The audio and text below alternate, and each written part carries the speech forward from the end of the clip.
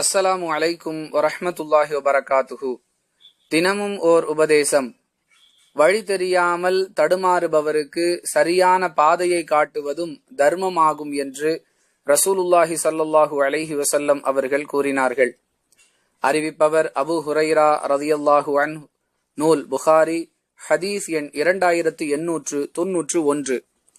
அன்பிற்குரிய அல்லாஹுவின் நல்லடியார்களே, வழி தெரியாமல் தடுமாறுபவர் என்பதற்கு பல விளக்கங்களை நாம் இந்த உபதேசத்திலிருந்து பெற்றுக்கொள்ளலாம்.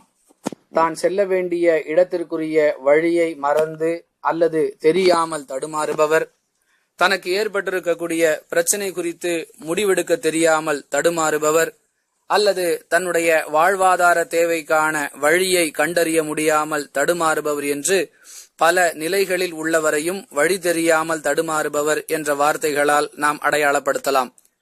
எந்த வகையில் சிரமப்படக்கூடியவராக இருந்தாலும் அவருக்குரிய நேரான பாதையை காட்டுதல் என்பது அல்லாஹ்விடத்தில் நமக்கு நாம் நம்முடைய பொருளை செலவு செய்து தர்மம் செய்த நன்மையை பெற்றுத்தரும் என்பதைத்தான் இந்த உபதேசம் நமக்கு தெளிவுபடுத்துகிறது.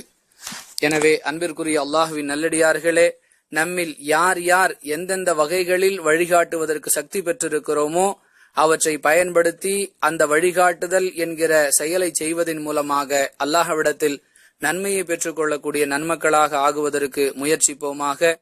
அல்லாஹ் உதவி செய்வானாக. வாஹிரு தவானான் அல்ஹம்துலில்லாஹி ரப்பில் ஆலமீன்.